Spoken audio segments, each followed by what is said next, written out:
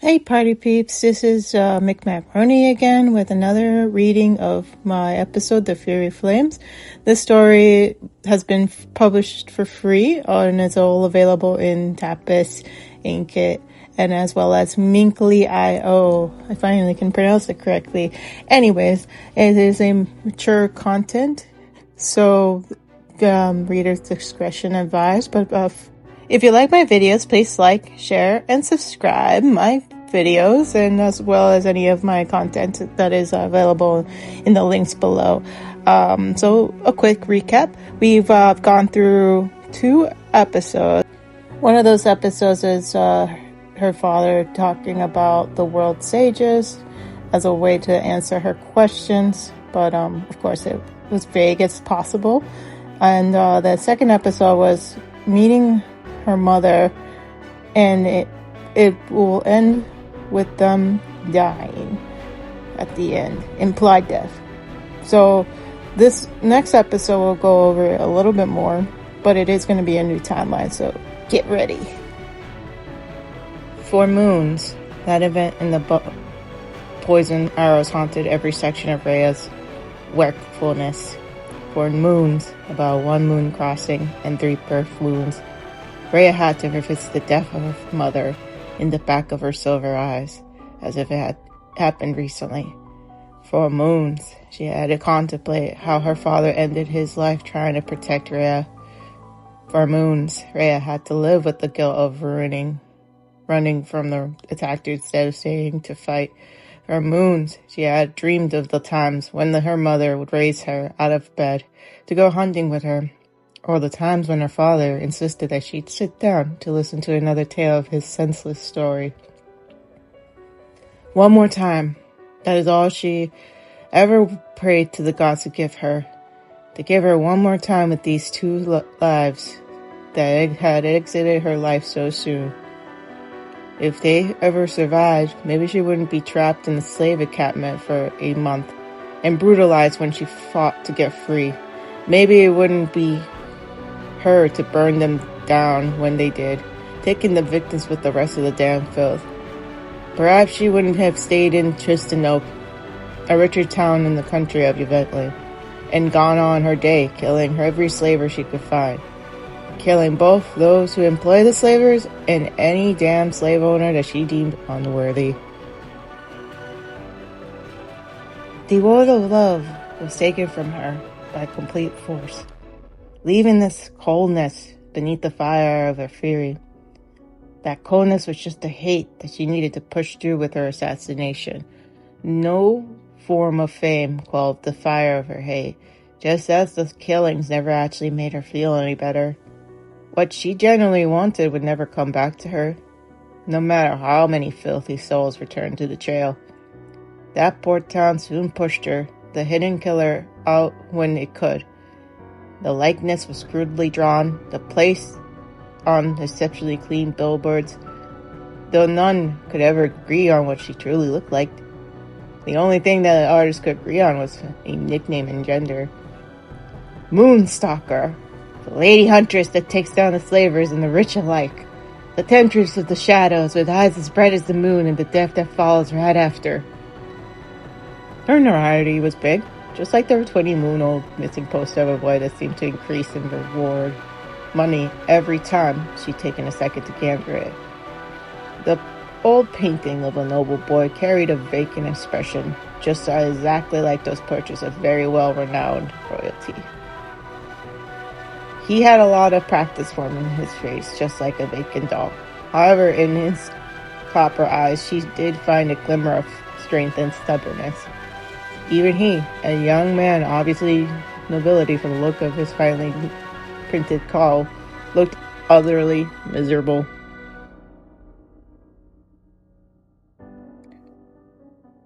Just as miserable as she became now. She lost her parents. Maybe that boy was lucky and found his happiness. She hasn't retrieved any of her happiness back. And it wasn't going to be in Tristanope. She had to move out fast before the Chimera Knights find her. Their protect and serve model does not include people of her skin color and talents, obviously. Rhea hiked along the forest edge, following the sea horizon, till roads littered with signs that marked off a new town, one she had not visited yet, and the outskirts framed this idea of safe and well put together town.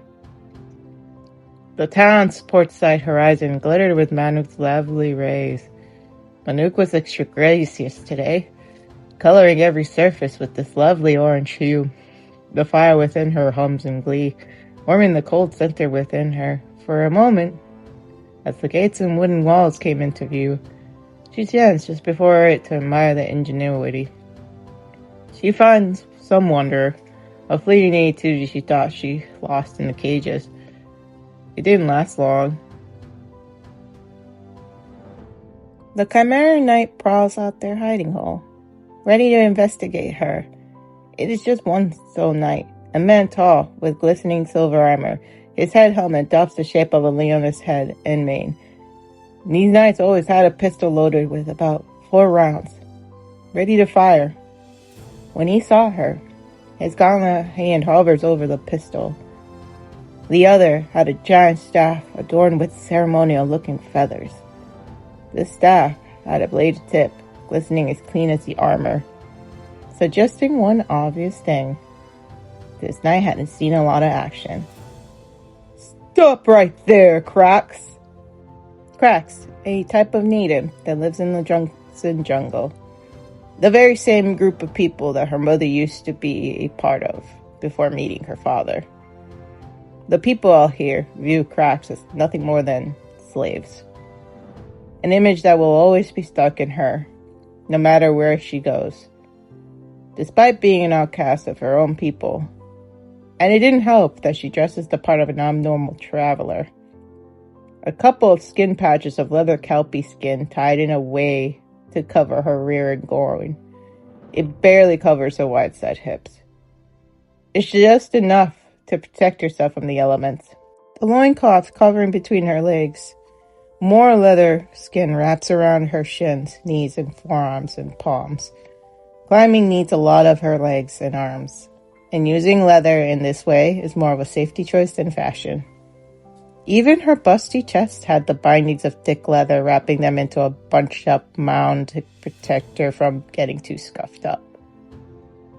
The bindings served another purpose, and it is to keep her breast from getting in the way of her using her bow and arrow. No shoes, but she didn't need such things when she felt no pain from the heat of the ground after it is kissed by Manuk.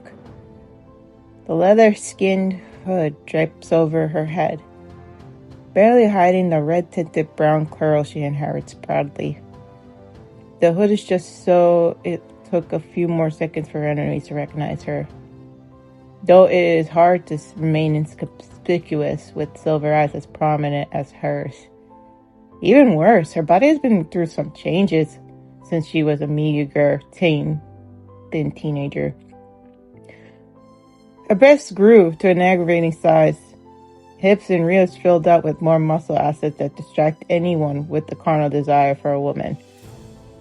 That was the case for this knight. His putrid gaze wanders over her asses a little longer than she likes, adding him to the list of scum upon Arathia. This list is getting rather large every day. I need to see your slave documents. He shakes whatever spell that dawns over him when he stares at her breast, dumping that staff to further play this authoritative front. Right. Cannot be a free slave without documentation.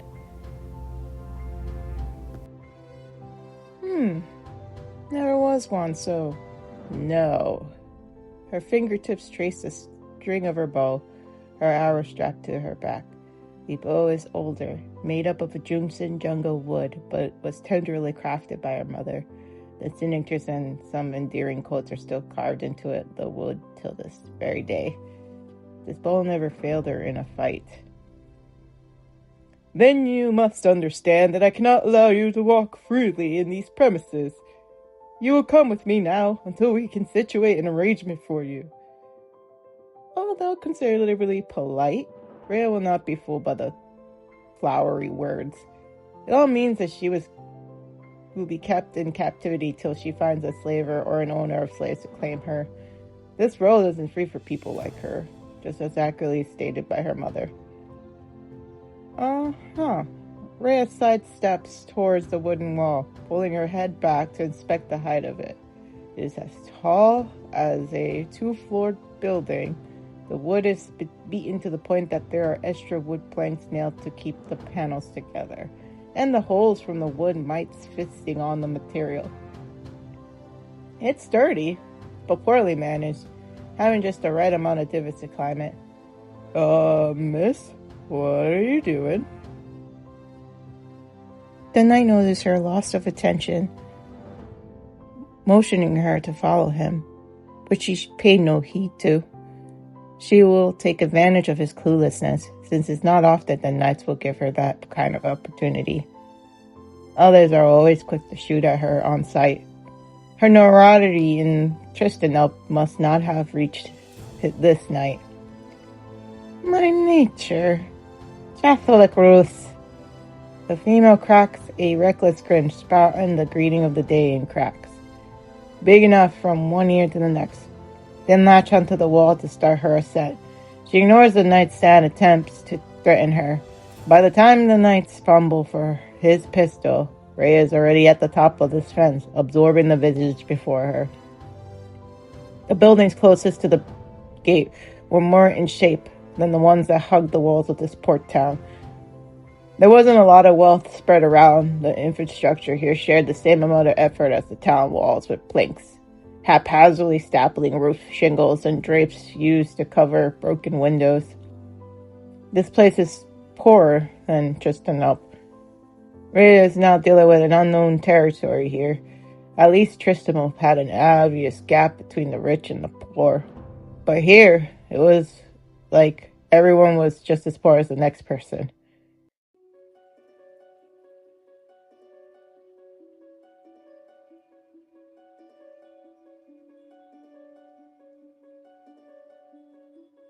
She didn't really have much time to scan her surroundings. Her ears pick up the sound of bullets whizzing past her from behind. The knight is at his wit's end if he's shooting at her without pause. Rhea leapt from the wooden wall to the next roofed building, risking her safety. There is no clear sign that these roofs could handle her weight. When her bare feet touched the shingles and felt them give away, panic fueled her to keep moving. All she can hear now is the cries of an agitated knight and the shingles that she touches falling onto the dirty ground. It is the same on most buildings here, causing an unintentional racket just as she arrives. She might as well just waltz on in from the gates, screaming her name and lack of affiliations. It would have made no much of a difference. After some time of running, she did find a reprieve at a lonely street juncture deep in town. This part of town is quiet and worse off in condition. The houses here didn't even have shingles. They were boxy and made of a strange stone material, and the roof is just the same material with a hatch, presumably as a way for the tenants to get up there and clean off debris. Rhea picked the smallest one. This one had a hatch and a strange furniture used for avian creatures to roost on. She'd grown too weary of all the running she had to do with an empty stomach, not interested in investigating the strange roosting pen. It had been a whole day since she last tasted something delicious. It is detrimental for a burning mage like herself to starve like this. She knelt, hiding behind the border edge of the ceiling, waiting to see if any knights or locals follows her all the way here. And there is no noise to show so, but she had to be careful. A free cracks is not something any of the modern kind, which these people call themselves, are willing to ignore. Her hyper-focus is the fault for her latest failure, not making sure that no one is home to find her up there. The door hatch flew open, making this loud creak as the hinges are forced open. Rhea reaches for the knife strapped to her leg wrapping, pulling it out and facing whoever pokes their head out of the hole in the ceiling. The dagger she had was completely man-made. Just black stone, sharpened to a point. It wasn't meant to kill, just used for skinning most of the time. But since she is caught in a corner, her first reaction is to point this dagger at the stranger and appear as threatening as possible with such a small frame. And you guys made it, whoever's listening. Yay! So we ended off basically fending off a stranger, even though she should probably just leave because it's not her property, but whatever. So a lot has been availed of this episode, but there should be more to come in the next reading. If anyone's interested to read ahead, feel free to click on any of the links below that they'll lead you to these episodes, and they are all for free. Make sure you like, share, and subscribe, and comment, and have an awesome day for you awesome people. Thank you.